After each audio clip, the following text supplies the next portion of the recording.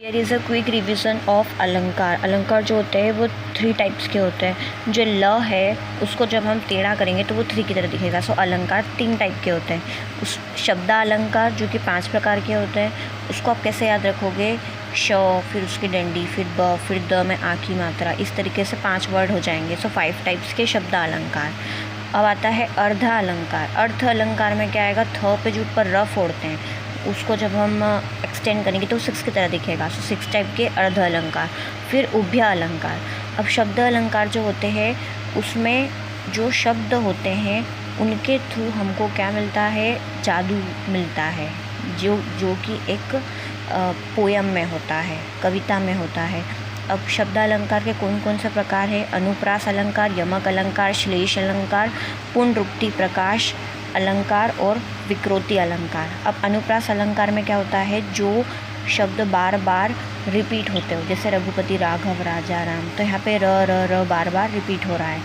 अब आता है यमक अलंकार। यमक अलंकार में क्या होता है कि 2 या 2 से ज़्यादा, एक ही शब्द 2 या 2 से ज़्यादा आए पर उनका जो अर्थ है वो अलग अलग हो, जैसे कि सजना है मुझे सजना के लिए, है ना। अब यहाँ पर आता है पुनरुक्ति प्रकाश अलंकार। इसमें क्या होता है? एक ही शब्द 2 या 2 से ज़्यादा बार आते हैं लेकिन अर्थ उनका समान होता है, जैसे कभी कभी मेरे दिल में ख्याल आता है ना।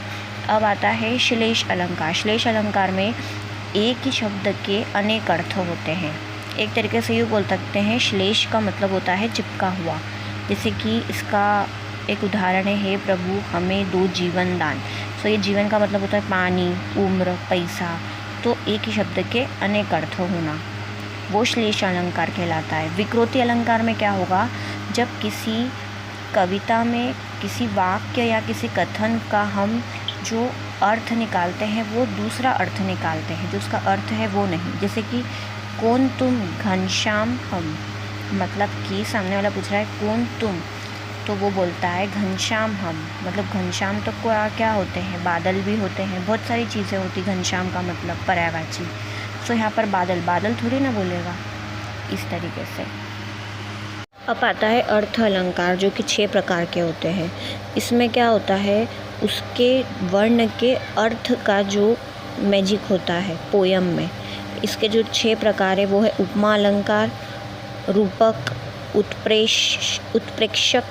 उत्प्रेक्षा होता है वो, उपमा, रूपक, उत्प्रेक्षा, मानवीकरण, अतिशयोक्तिक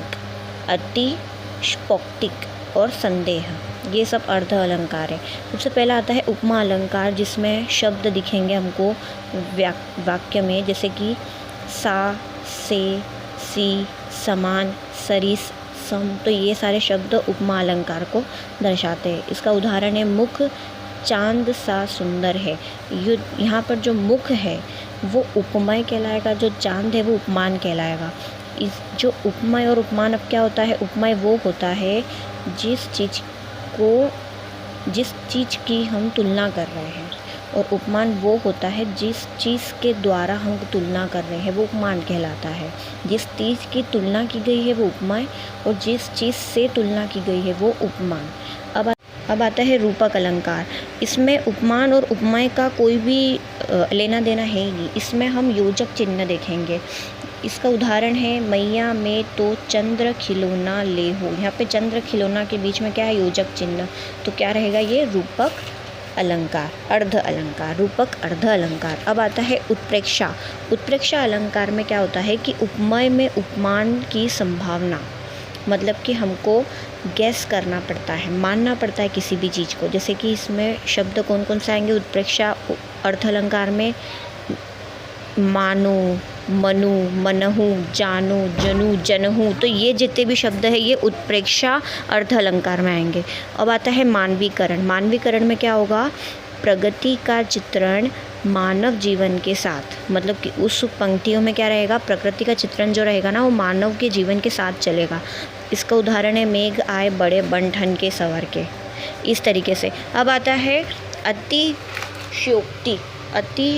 अतिशयोक्ति में क्या होता है? किसी कथन का बहुत बड़ा चढ़ाकर वर्ण हो, किसी भी पंक्ति को अच्छा बड़ा चढ़ाकर बोल दिया गया तो वो अतिशयोक्ति में आ जाएगा। अब संदेह में किसी भी स्थिति का बने रहना। इसमें शब्द आएंगे जैसे कि या, इसका उदाहरण है मुख है या चंद्र है। दूसरा ले लो, साड़ी बिच नारी है या नारी बिच साड़ी है। तो इस तरीके से होता है संदेह। आखिरी आता है उभय अलंकार। इसमें क्या होता है, शब्द और उसके अर्थ दोनों के द्वारा मैजिक होता है हमारे पोयम में। जब हम 2 या 2 से ज़्यादा अलंकार पोयम में देखते हैं तो उसे उभय अलंकार कहा जाता है।